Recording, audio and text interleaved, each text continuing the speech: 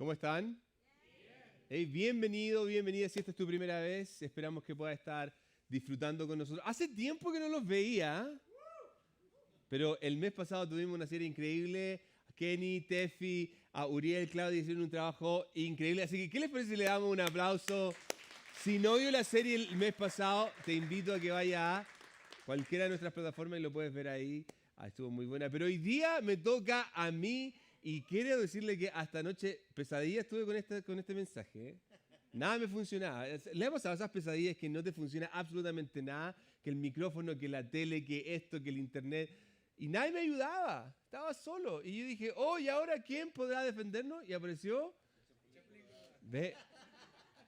Ahí veo qué tipo de programas conoce usted. Ok, hoy día vamos a comenzar esta nueva serie que se llama Perspectiva y la idea un poco es poder profundizar en un concepto que para mí es importantísimo, que tiene que ver desde qué punto de vista, desde qué posición nos paramos a la hora de ver la vida. Porque dependiendo de las circunstancias donde nosotros nos encontremos, vamos a tomar decisiones, vamos a hacer cosas, vamos a dar pasos. En general, desde la perspectiva en que yo me encuentre, va a ser el resultado final. ¿Ok? Por ejemplo, cuando yo era joven, usted pensará que soy súper joven, lo que pasa es que me tiño el pelo.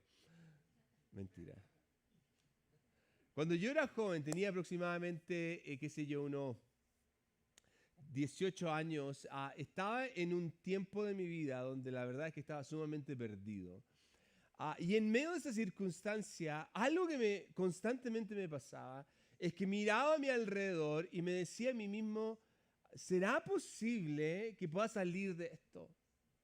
Estaba en una relación que en ese tiempo, cuando miraba la circunstancia y el contexto en el que me encontraba en esa relación, me volví a hacer la pregunta, ¿será posible salir de esto?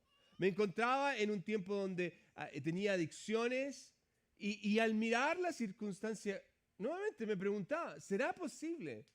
Y el punto es que cuando yo miraba la vida y desde la perspectiva en la que yo me encontraba, me sentía atrapado. Así es como me sentía desde el punto de vista en donde yo me encontraba. Era la sensación de que quizás jamás voy a poder salir de esto, jamás voy a poder encontrar otra posición, jamás voy a poder estar en un punto en donde, qué sé yo, esta va a ser la relación que voy a tener, voy a ser un adicto, cualquiera sea. Desde ese punto de vista, quizás siendo un joven, observaba la vida y decía, esto es lo que a mí me va a tocar. Esa era la perspectiva que tenía. Ahora, yo no sé si esto le ha pasado a usted. Si usted se ha encontrado quizás no desde una situación en una relación, pero puede que sea una cuestión financiera. Puede que desde el punto de vista yo observe la vida única y exclusivamente desde el contexto financiero en donde me encuentro. Entonces, cada decisión, cada circunstancia me hace tomar decisiones. ¿Por qué? Porque en el fondo, tal cual como dice ahí, me encuentro atrapado. O puede ser desde un punto de vista físico, de la salud. Entonces, como me encuentro atrapado, como siento que la circunstancia es difícil, entonces obviamente todas mis decisiones, mis pensamientos, qué sé yo, el contexto en el que me encuentro se basa en donde me encuentro desde el punto de vista de salud. Y así cada una de las circunstancias que podemos estar atrapados. Y el problema es que cuando estamos atrapados, cuando estamos en una circunstancia como esta, se nos crea algo que yo llamo la visión de cono. ¿Okay? Y usted se estará preguntando, ¿qué es la visión de cono? Déjeme mostrárselo gráficamente. La visión de cono es esta. Entonces, aquí está la persona, ¿okay? Y yo estoy mirando la vida desde esta perspectiva. Y lo único que veo cuando yo me encuentro en la visión de cono es que veo, se fija, el problema. Hay una solución, habrá una salida, pero lo único que yo puedo ver en ese minuto es el problema. Entonces, no importa lo que esté pasando, no importa si hay otras opciones, yo no voy a ver la solución. ¿Por qué? Porque lo único que veo es el problema. Y quizás lo único que deberíamos hacer en unas circunstancias como esta, deberíamos invertir el cono. Fíjese lo que pasa cuando hacemos la inversión, ¿ok? Aquí está el gráfico. La persona ahora tiene una perspectiva completamente distinta. Fíjense que el problema sigue ahí, pero en esta oportunidad la persona tiene la capacidad de ver muchísimo más. Y eso es lo que pasa cuando nosotros invertimos el cono. En términos generales logramos ver y logro ver más opciones. Pero si somos honestos y si somos realmente honestos, lamentablemente muchos no lo hacen. Muchas personas se quedan atrapados al otro lado y siguen viendo la vida desde el problema. Y lo único que pueden ver es el problema. Y tal cual como dije anteriormente, lo que nos sucede en este tipo de situaciones y lo que nos pasa cuando nos encontramos en unas circunstancias como esta es que terminamos atrapados. Terminamos atrapados en una realidad que quizás no es algo imposible de salir. Pero porque no veo nada más, entonces me creo esta idea en mi vida de que no hay más solución. Y lamentablemente yo les podría decir, esto lo vemos en relaciones, esto lo vemos en finanzas, esto lo vemos incluso en tiempos de pérdida, cuando perdemos a un familiar cercano, a un familiar querido. Lo único que veo es lo que me pasó, la circunstancia. Entonces, algo que voy a hacer a lo largo de esta serie es que vamos a ver a un grupo de personas que son los israelitas, ¿ok? Y en un contexto bien particular que tiene que ver cuando ellos salen de Egipto. Si tú no conoces la historia de Israel, algo interesante que pasa con ellos, todo parte con un hombre llamado Abraham que tiene una familia, se le hace una promesa de una descendencia y esta descendencia se transforma en una nación gigantesca. Pero por 400 años ellos estuvieron en Egipto como esclavos. Quiero repetirles esto. Por 400 años Israel, esta nación, estuvo esclavizada. Okay, piensen en esto. Nosotros tuvimos 2 años de pandemia y hay gente que todavía vive como que si el mundo se fuera a acabar. Esta gente, escúchenme bien, pasó 400 años como esclavo. Entonces un día, y si tú conoces la historia, hay un hombre que Dios levanta, que lo escoge para ser el libertador de Israel. Ese hombre se llamaba Moisés. Y comienza esta travesía. Y quizás tú viste en la película, viste en la telenovela. ¿Cuánto vieron la telenovela de Moisés? Yo no la vi. Me la contaron. Pero en fin, mi punto es que quizás escuchaste la historia donde están las plagas y todo este tipo de cosas, y llega el minuto con la última plaga, la 10ª plaga, donde el faraón decide dejar ir al pueblo. Y esta nación se va celebrando ya no como esclavos, sino como libres. Increíble, ¿eh? Entonces aquí es donde tomamos esta historia. Éxodo capítulo 14, versículo 1 dice lo siguiente: entonces el Señor le dio a Moisés la siguiente instrucción: ordena a los israelitas que den la vuelta y acampen cerca de Pijahirot, entre Migdol y el mar. Que acampen, bien dicho, que acampen allí a lo largo de la orilla frente a Baal-Zephón. Entonces el faraón pensará: los israelitas están confundidos, quedaron atrapados en el desierto. Y una vez más, endureceré el corazón del faraón y él saldrá a perseguirlos. Lo haré así para manifestar mi gloria por medio del faraón y de todo su ejército. Después, termina esta parte, después los egipcios sabrán que yo soy el Señor. Así que los israelitas acamparon donde se les dijo. Aquí está pasando algo interesante porque Dios está dando una dirección específica a este grupo de personas. Es Dios mismo quien en cierta manera los está poniendo en un contexto de encierro. Y lo vamos a ver un poco más adelante. Y lo que está poniendo aquí es una circunstancia donde va a hacer pensar que a los egipcios en este caso que es algo difícil, entonces van a ir a atacarlo. Es todo un contexto que se está dando aquí, que no viene de parte de Moisés, que no lo creó el faraón, sino que en este caso es una circunstancia que Dios puso. Y aquí hay un principio que yo quiero que nosotros apliquemos de partida. Yo no sé cuál es la circunstancia que usted pueda estar viviendo, pero quiero que recuerde este principio. Mis circunstancias pueden ser una oportunidad para mostrar la gloria de Dios. ¿Ok? Ahora, esto no quiere decir que mi circunstancia tiene que ser mala o tiene que ser buena, tiene que ser más o menos. No, lo que quiero que entienda es esto. Cualquiera sea tu circunstancia, tiene que ser esa oportunidad para mostrar la gloria de Dios. Y esto es lo que está pasando aquí. Dios tiene un plan específico. Y tiene un plan específico con Israel en base a lo que va a pasar con el faraón. Entonces, veamos cómo continúa la historia. Versículo 5 dice lo siguiente. Cuando el rey de Egipto le llegó la noticia de que los israelitas habían huido, el faraón y sus funcionarios cambiaron de parecer. ¿Qué hemos hecho al permitir que todos estos esclavos israelitas se fueran? Eso era lo que se preguntaban. Entonces continúa. Entonces el faraón preparó su carro de guerra y llamó a sus tropas.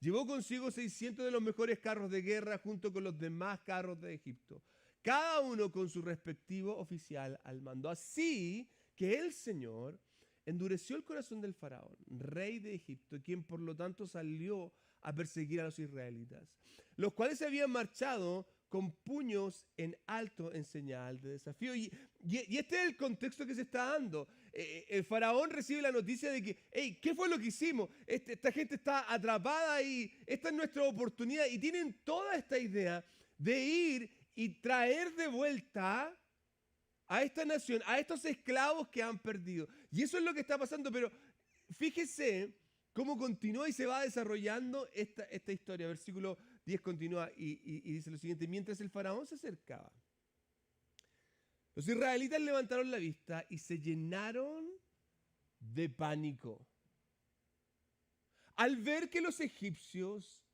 los alcanzaban.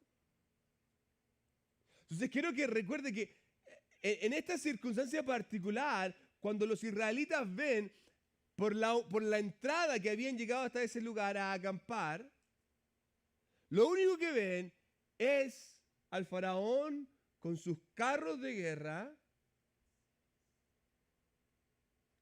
y se llenaron de pánico. Ellos no tienen idea, en base a lo que acabamos de leer, que Dios tiene un plan, porque si no, no se hubieran llenado de pánico. Entonces, como no saben lo que Dios está haciendo, su reacción es de temor, es de miedo. Y esto tiene mucho que ver con nosotros. Vamos a explorar en algunos meses más un poco lo que tiene que ver con las emociones, pero quiero que hablemos del miedo. Mire, el miedo es una sensación de angustia que se produce frente a una amenaza. Ese es el miedo. Es una sensación de angustia. ¿Ok? Entonces, eso es lo que está pasando aquí. Es como cuando usted está por la calle y ve una situación particular y te provoca una sensación interna. Ese miedo, eso es lo que ellos están experimentando. ¿Ok? Y aquí, la pregunta que nosotros deberíamos hacernos es, ¿qué haces tú? ¿Qué hago yo cuando tenemos miedo? Cuando entramos en pánico. Y en general, una de las cosas que nos pasa es que nos enceguecemos. Tomamos nuevamente este cono y lo ponemos en la perspectiva incorrecta y lo único que nos hace ver es el problema. No logramos ver alternativas, se nos pone esta visión de ver solamente el problema y no nos enfocamos en nada más. Esto es lo que le está pasando a Israel. Ellos levantaron la vista y vieron al faraón con su ejército y están aterrados. Y esto provoca una reacción. El versículo 10 continúa, dice, entonces clamaron al Señor y le dijeron a Moisés, ¿por qué nos trajiste aquí a morir en el desierto? Chico, ¿acaso no había suficientes tumbas para nosotros en Egipto? ¿Qué nos has hecho? ¿Por qué nos obligaste a salir de Egipto? Fíjense, están en esta posición de enceguecimiento y no pueden ver absolutamente nada más que estamos muertos. Ven el problema. Están tan enceguecidos que se olvidan de todo lo que había sucedido, quizás una semana antes, un mes antes, en Egipto, con todo lo que Dios había hecho, cómo los había liberado. En términos generales, su miedo no los dejaba ver lo que Dios había hecho. Y sabe que aquí hay algo que tú y yo tenemos que aprender. Porque muchas veces el miedo frente a una circunstancia no nos deja ver lo que Dios hizo, lo que Dios hace y lo que Dios puede estar haciendo. Nos olvidamos que Dios me ha protegido antes y me puede proteger hoy día. Nos olvidamos de que Dios me ha guardado durante este tiempo, me rescató cuando estaba perdido. Y el problema que pasa con el miedo en general es que magnifica y minimiza. A lo que me refiero con esto es que es como cuando, no sé si le ha pasado a los que somos esposos, cuando la esposa, uno escucha un grito. ¿Qué pasó, Dios mío? Y uno sale corriendo. ¡Ay, una araña! ¿Y dónde está la araña? Y uno piensa que es una tarántula, algo así, como una película de terror. Y es una cosita chiquitita, así como... ¿Se fija cómo magnificamos algo o lo minimizamos? No olvidamos de aquellas cosas que quizás se pueden hacer que son grandes. Y en el caso, en este particular, de lo que está pasando con este pueblo, con Dios, es que está magnificando a Israel y está minimizando a Dios. Ahora quiero mostrarle el sector físico donde se encuentra. Quiero mostrarles un mapa que hay aquí. Entonces, ellos salen de este lugar y viajan. Esta es una probabilidad del lugar donde viajan, ¿ok? Y aquí se encuentra el sector donde ellos están atrapados. Detrás de ellos está el agua, alrededor hay montañas y la única salida que hay es esa entrada. Interesantemente, ellos realmente están atrapados. No tienen ninguna otra salida. Lo único que pueden hacer en esta circunstancia es depender de lo que Dios puede hacer. Ahora, aquí es donde personalmente veo que pasa algo increíble. Y este para mí es el centro de lo que yo quiero compartirles hoy día. Porque, claro, a veces hay cosas que pasan cuando nosotros nos encontramos en estas circunstancias donde nuestras emociones salen, porque cuando nuestras emociones salen, sale el verdadero yo. Mire a este grupo de personas cómo sale el verdadero yo. No te dijimos que esto pasaría cuando estábamos en Egipto. Te dijimos, déjanos en paz. Déjanos seguir siendo esclavos de los egipcios. Fíjense, es mejor ser un esclavo en Egipto que un cadáver en el desierto. Esta gente no ha vivido por un mes, no ha vivido por un año o por una década. Por 400 años, lo único que han conocido es ser un esclavo. Generaciones vivieron y otras murieron como esclavos. Entonces, cuando ellos se ven a sí mismos, lo único que pueden ver es que son unos esclavos. Son esclavos de Egipto. Y frente a esta circunstancia, se olvidaron completamente de Dios, se olvidaron completamente de lo que ha pasado y miran la situación y dicen, debimos habernos quedado como esclavos. En términos generales, prefieren ser esclavos de Egipto en vez de ser libres en Dios. ¿Hay alguien aquí que necesita escuchar esto? Porque hay algunos de los que están aquí que prefieren ser esclavos del mundo en vez de experimentar la libertad que hay en Cristo. Y lo único que hago es que cada domingo me pongo una camiseta sucia que dice soy cristiano para aparecer en la iglesia, para aparentar vivir una vida, pero en el fondo soy un vil esclavo. Esclavo del mundo. Y hacemos a nuestros hijos esclavos. ¿O no ha visto esos niñitos que no pueden vivir sin su tableta? Hay niños que tienen que ir a la clase. Esto se lo digo yo, porque mi esposa trabaja ahí. No voy a decir nombre, aunque debería. Hay niños que van con su teléfono para sentirse seguros. Porque si no tienen el teléfono en la mano, es como que se les fue la... ¿Se fijan los esclavos que estamos construyendo? Ojo con esto. Para los que no me creen que son esclavos, ¿qué es lo primero que haces cuando abres tus ojos? Si lo primero que hacemos es agarrar el teléfono, termine usted la frase, ¿eh? ¿Qué es lo que hago cuando tengo problemas con mi esposa? ¿Qué es lo que hago cuando estoy teniendo problemas financieros? ¿Qué es lo que hago cuando la situación no va como yo quiero y veo al enemigo que está frente de mí y me está atacando? ¿Qué es lo que hago? ¿A qué voy? Voy y trato de ahogar y emborrachar esa sensación. Trato de ignorarla y tratar de buscar un placer para que pueda llenar mi interior. ¿Qué es lo que hago? Porque en el fondo quiero que entiendan lo siguiente. Mi actitud va a reflejar quién en verdad es mi amo. Y en el fondo terminamos de esta manera. No vemos la libertad que se nos ha entregado. No la podemos ver, no la podemos vivir, no la podemos experimentar. ¿Por qué? Porque estoy viviendo como un esclavo del mundo. Nos vemos única y exclusivamente como esclavos. ¿Por qué? Porque así he vivido toda mi vida. Esto es lo que he hecho todo el tiempo.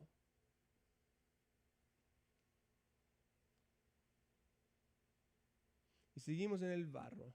Seguimos atrapados. Aquí está el punto.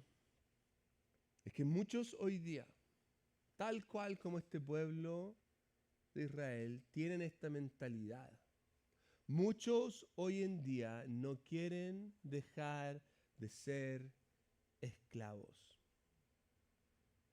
Esclavos del trabajo, esclavos del pasado, esclavos de la culpa, esclavos de la ofensa, esclavos de sus emociones.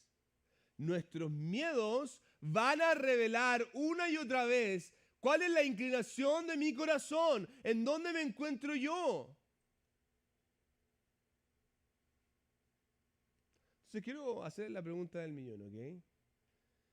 ¿Qué es lo que me mantiene esclavo?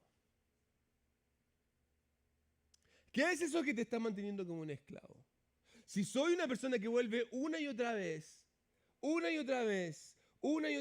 a la misma basura, adivina quién es tu amo. Si no quieres perdonar,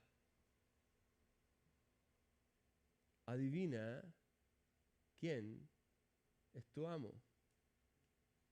Si quieres hacer las cosas a tu manera, adivina quién es tu amo.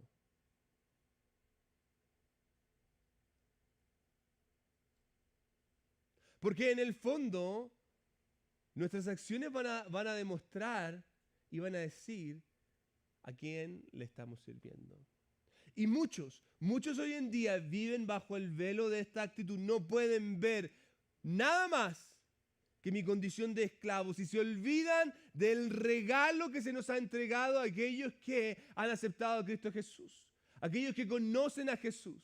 ¿Se acuerdan lo que Jesús dijo? Esto es lo que dijo Jesús, Juan 8:32, y conocerán la verdad y la verdad los hará ¿qué? Dígalo con fuerza, como un libre. ¿Y los hará qué? Cuando lo conozco a Él, experimento la libertad. ¿Sabe por qué no puedes perdonar? Porque no conoces al que te ha perdonado a ti. ¿Sabes por qué te mantienes con la ofensa? Porque jamás has experimentado la gracia de Cristo en tu vida. Porque cuando uno conoce la verdad que es Cristo, Él te hace realmente libre. Él nos hace libres a través del poder que hay en su sangre maravillosa. Y esto es algo increíble que podemos experimentar. Entonces, si tú quieres ser libre, mi invitación es esta: ven a Cristo. Y esto no significa ven a Cristo y se te van a acabar los problemas. No, es una mentira. Porque a veces uno viene a Cristo y más problemas surgen. Porque Jesús mismo dijo, en el mundo, ¿qué van a tener? En el mundo vamos a tener aflicción. Vamos a experimentar dificultades. Seres queridos se van a morir. Gente me va a ofender. Gente va a hablar mal de mí. Mi hermano, mi hermana se van a poner en contra mía. Esto es bíblico, si yo no le estoy mintiendo. Ahora, si quiere que yo le invento, ven a Cristo y se le acabarán los problemas. Y más aún, si me trae una ofrenda, el Señor se la va a multiplicar por 20. ¿Quiere creer esa? Perdóneme, me sale el mundano que tengo, Dios mío. Ayúdame, Señor. No olvidamos de la condición, no olvidamos del regalo, no olvidamos de la transformación. Mire, Pablo dice, esto es una promesa. Pablo dice en 1 Corintios, todo el que permanece en Cristo se ha convertido en una nueva persona. La vida antigua ha pasado, una vida nueva ha comenzado. Pero hay algunos que tienen una vida, que quieren vivir una vida nueva, pero andan con una bolsa detrás. Andan con una bolsa detrás. ¿Y saben lo que hacen? Entonces llegan a la iglesia y se ponen la camiseta Vida Nueva, que ni la lavan. A veces uno pasa por al lado de ellos y hasta hediondos están. O sea, ahí están, Vida Nueva, ya es Vida Nueva. Y se van de la iglesia, pasan al baño, se cambian y se visten como el antiguo yo. Y hacen las mismas estupideces. Hablan de la misma manera, cometen los mismos pecados, tratan a su esposa de la misma manera, a su esposo de la misma manera. En el trabajo hacen las mismas estupideces. Y en el fondo siguen demostrando que lo que son es que son unos esclavos. De hecho, hablan como esclavos. No, es que a mí me cuesta dejar esto, pastor. Yo me tirita la pera cuando veo un vaso con vino. No puedo. Y si me pongo nervioso es para calmarme.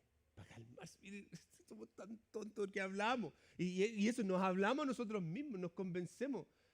Eres un esclavo. Y nos miramos al espejo hoy día, acuérdate que tienes que vivir como un esclavo. Entonces, como me hablo a mí mismo, entonces, ¿qué hago? Vivimos, en este caso, o viven como esclavos. Hacemos un montón de cosas en el trabajo, que si vivimos como el mundo vive, hablamos como el mundo habla. Miren, quiero decirles lo siguiente. Si voy a ser un esclavo, que sea un esclavo de Cristo. Uno que está dispuesto a dejarlo todo por vivir por su causa, por su obra. Uno que está dispuesto a entregarlo todo, a obedecerlo hasta la muerte si es necesario. Pero por alguna razón tenemos la tendencia a ignorar esta libertad y vivir en esclavitud. Yo les quiero decir esto, la decisión es personal. Yo no puedo decidir por usted. Entonces los dejo con esta pregunta. ¿Quiero vivir como alguien libre en Cristo o como un esclavo del pecado? ¿Quieres vivir como alguien libre en Cristo o como un esclavo del pecado? Y si tu respuesta es que yo quiero vivir como alguien libre en Cristo, entonces comienza a demostrarlo. Miren, ¿cómo se vería tu matrimonio si vivieras en libertad? ¿Cómo experimentarías esa circunstancia de ofensa si vivieras como una persona libre? ¿Cómo se vería esa situación difícil, financiera, física, si vivieras como una persona libre? ¿Cómo se vería? Entonces, si te logras hacer la imagen en tu cabeza, lo único que tienes que hacer es vivirlo, llevarlo a la acción. Si no, vamos a terminar en simples palabras. Cierra sus ojos. Señor, en esta hora yo quiero rogarte por nuestra vida. Hay muchos, Señor, que hemos vivido una vida de esclavos. Y yo quiero rogarte en esta hora, Jesús, que tú puedas traer libertad.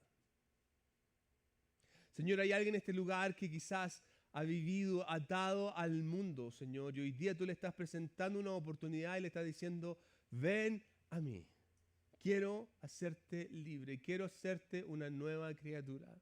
Si hay alguien aquí hoy día, mientras todos los ojos están cerrados, si hay alguien aquí hoy día que quiere decir, hey, yo quiero entregarle el control de mi vida a Cristo, total y completamente mi vida a Él. Levanta tu mano ahora ya. Hay alguien aquí que quiere decir, yo quiero entregarle, veo tu mano, gloria a Dios. Hay alguien más que quiere decir, hey, yo necesito entregarle mi vida a Cristo, gloria a Dios, veo tu mano. Hay alguien que me está viendo y está diciendo, yo quiero entregar mi vida, el control de mi vida al Señor. De ahí donde estás, quiero que hagas esta oración y le digas, Señor Jesús, perdóname, me arrepiento, soy pecador, soy pecadora, te necesito. Señor, yo quiero experimentar la libertad que hay en ti. Hazme una nueva criatura en el nombre de Jesús. Yo creo que tú moriste en la cruz, resucitaste de entre los muertos y hoy día vives. Te doy todo lo que soy y lo que tengo a ti, para tu gloria. En el nombre de Jesús.